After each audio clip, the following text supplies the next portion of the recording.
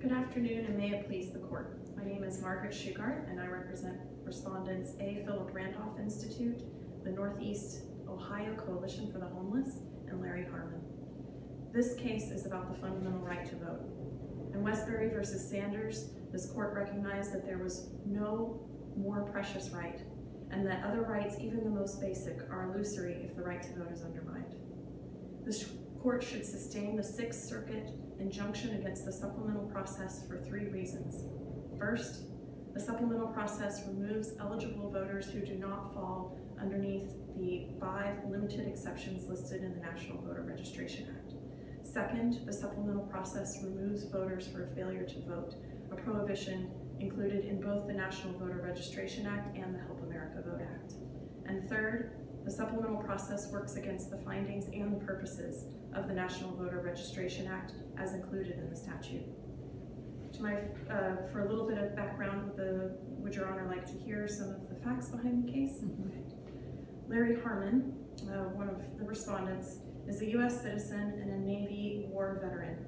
He had lived in the same residence for over a decade when he made his choice not to vote in an election. He does not remember or recall receiving a confirmation notice and therefore did not open, fill it out, or return it. He made a choice not to participate in the following 2 elections as well, but in 2016 chose to vote in the election. He went to his local polling place and was told that his name was not on the rolls. He was also not offered a provisional ballot and therefore did not vote in the 2016 election. Mr. Harmon and our other plaintiffs have all faced removal from the voter rolls for a failure to vote. There are 2 ways that Ohio implements their general voter integrity process. The first is through the National Change of Address process. Wait a minute, they weren't removed due to their failure to vote. They were removed because they didn't return the confirmation notice. The supplemental process is arranged and implemented in a way that actually removes voters for a failure to vote. So in comparison, for example, to the National Change of Address, which uses a data point or a trigger from the United States Postal Service that indicates that most likely a person has moved and changed residence, and then are sent a confirmation notice to confirm that they have changed residence. If that confirmation notice is not returned, it is confirming what has already been shown to be likely, that the person has moved. In the supplemental process, the trigger is a failure to vote. The confirmation notice does not confirm that trigger. It does not confirm that the person failed to vote. It only confirms that the person either did not receive the mail, did not open it, did not fill it out, or not return it.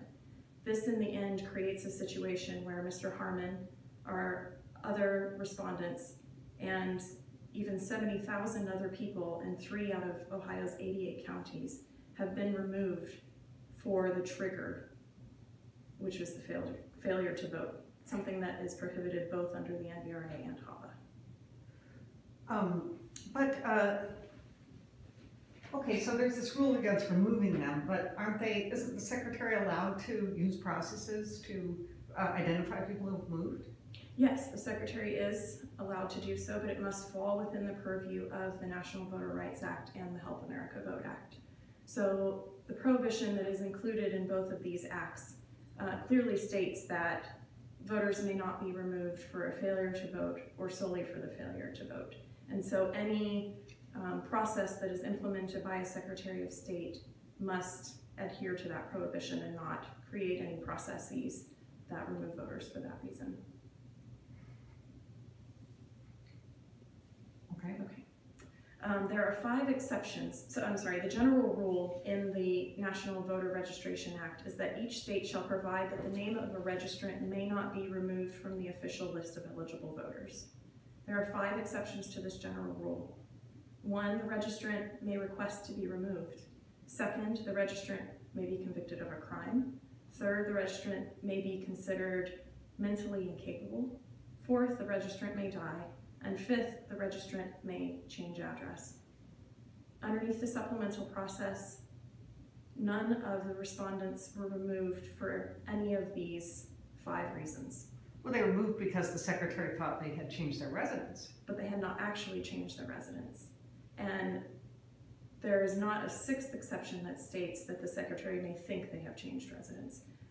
As this is a limited list to 5 exceptions, the court should apply expressio unius esse exclusio teres, which says that anything that is included in the list, its opposite necessarily is not included. Therefore, if eligible voters do not fall underneath these 5 exceptions, then they should fall under the general rule stating that they should not be removed from the rolls.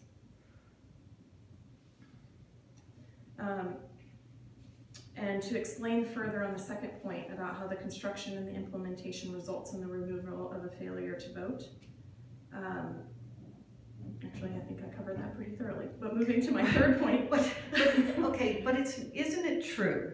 I mean, it's not true that the secretary can't pay any attention to people's failure to vote, right? I mean, the secretary is allowed to do that. The confirmation notice process is authorized by the statute, and the statute allows the secretary to take failure to vote into account through that process. So what's the difference between this, supplemental process and the notice that's expressly authorized in the statute? Can you explain the last part of your question again? Well, the statute allows the secretary to take failure to vote into account with a confirmation notice. So why not, what's the difference between that and this process that the secretary is using here? Have you found language in the NVRA that specifically states that a failure to vote may be used as a trigger for a confirmation notice? No, I'm talking about the language that authorizes the confirmation notice. Isn't failure to vote part of that confirmation notice process? It is under the supplemental process, but if that, so 52 USC 20507C is what states that the supplemental process may rely on a confirmation notice and 2 subsequent elections in which a person Yeah, does that's not what I'm vote. talking about. Okay, fantastic. So that statute, read in isolation, would allow for the supplemental process, but this court has repeatedly asserted that a statute must be construed so that the effect is given to all provisions of the statute. If that piece of the statute is read in isolation, then it reduces the prohibition clauses to surplusage, which is not appropriate. What's the prohibition clause? Prohibition clause, we see it twice. Once under the National Voter Registration Act and once under the Help America Vote Act. Under the National Voter Registration Act, it states that no one may be removed for a failure to vote. And under the Help America Vote Act, it emphasizes that no person may be removed solely for a failure to vote. But what about that word, solely for a failure to vote? I mean, these people were not removed solely due to their failure to vote, right? They were removed because they didn't vote and they didn't respond to the notice. The confirmation notice in this situation does not act as a proper belt and suspenders. I don't know what you mean by belt and suspenders. Let me explain that. So the NCOA, the belt of the NCOA is the United States Postal Service indicating that someone has registered with them, that they have moved, they have changed residence. The confirmation notice then is used as suspenders in that regard, where it is confirming the same information, sending the confirmation notice to their old address. Mm-hmm. If the person does not return that confirmation notice, they have confirmed that they have moved. The supplemental process creates a new category, which is not participating in voting activities and not receiving, opening, filling out, and returning uncertified mail. There are actually 2 unrelated activities that in the end result in a person being removed for their failure to vote. And that is not a hypothetical situation. We have data that shows that over 70,000 voters, eligible voters in 4 of Ohio's 88 counties were removed. Where is that in the record? That is in the district court decision. But doesn't the district court just say that you're alleging that there were 70,000 voters removed? I mean, is there actually a finding of fact on that? I read it as a finding of fact. The findings and the purposes of the NVRA are included in the wording of the statute. They have gone through the bicameral and presentment processes as the rest of the statute, and therefore are considered in the plain language of the statute. The supplemental process works against both the findings and the most important parts of the purposes.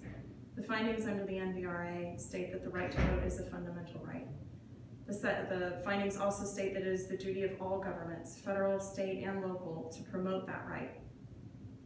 But when there are people voting that shouldn't be voting, that dilutes the right of the voters that, the eligible voters. In other words, when ineligible voters vote, don't they dilute the right to vote of the eligible voters? And isn't that exactly what the Secretary is going at here? Yes, but the implementation of the process has tipped the balance towards removing eligible voters over removing ineligible voters. And I see that I'm almost out of time. May I go to conclusion? Yes. This court should sustain the Sixth Circuit injunction against the supplemental process for 3 reasons.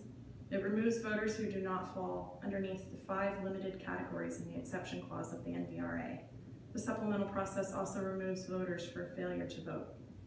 And lastly, the supplemental process works against the findings and the purposes in the NVRA as stated in the statute. Thank you. Thank you. Okay. That was like the question that I just